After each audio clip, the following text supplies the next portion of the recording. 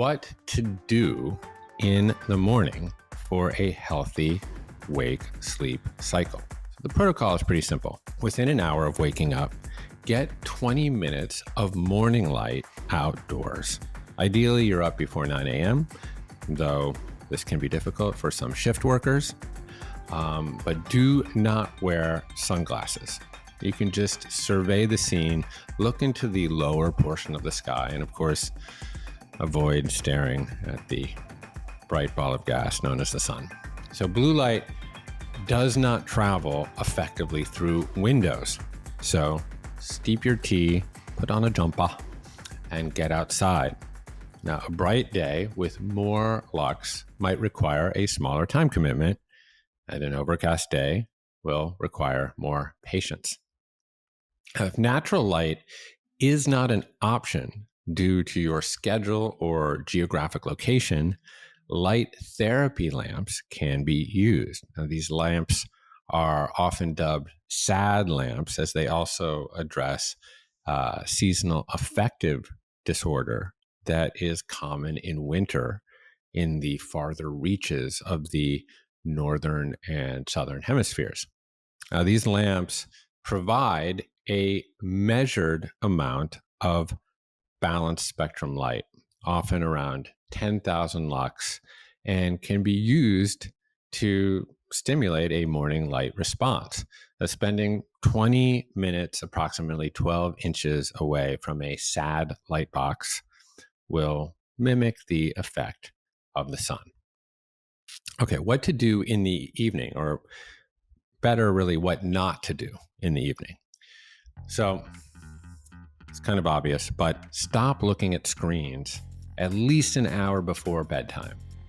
Your sensory neurons in the inferior part of your retina are more sensitive to blue light at night than in the morning.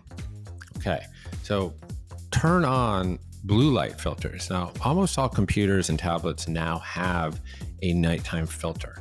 Apple has a Night Shift, which uses geolocation and sunset time data to reduce the amount of blue light that your beloved device emits.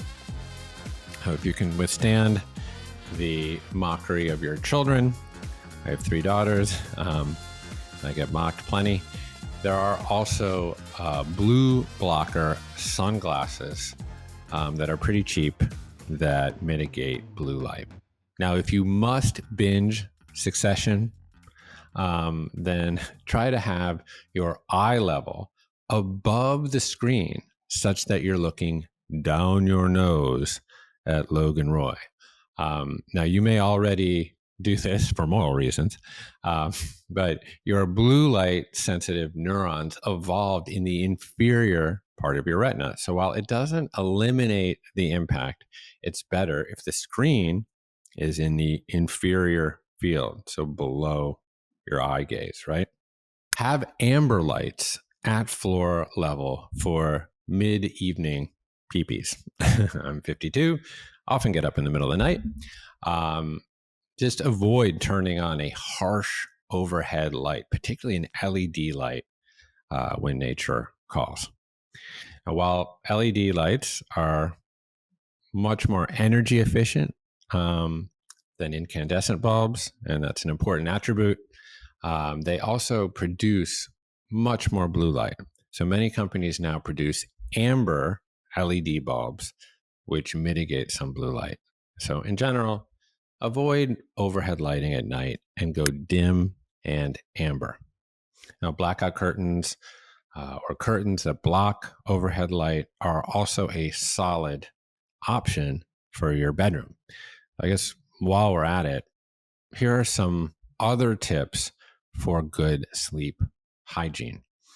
Try to take your last bite of food, ideally 3 hours before you go to bed.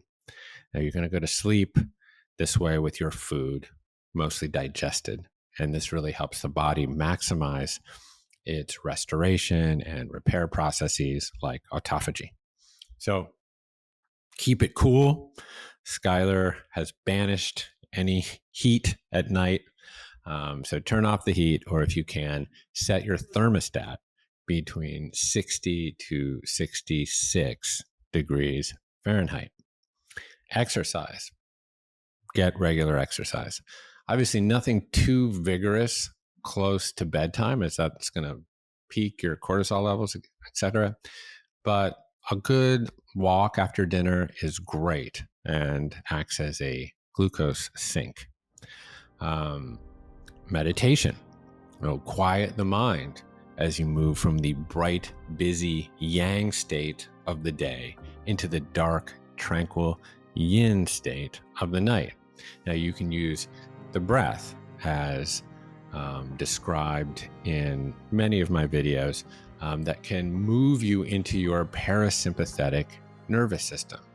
Like a 4-7-8 pattern, for example, in which you count 4 on the inhale, hold for 7, and exhale for 8 will decrease heart rate and decrease respiratory rate and move you into a state where you're ready for sleep. And of course, unfortunately, not too much, if any, wine or beer or tequila.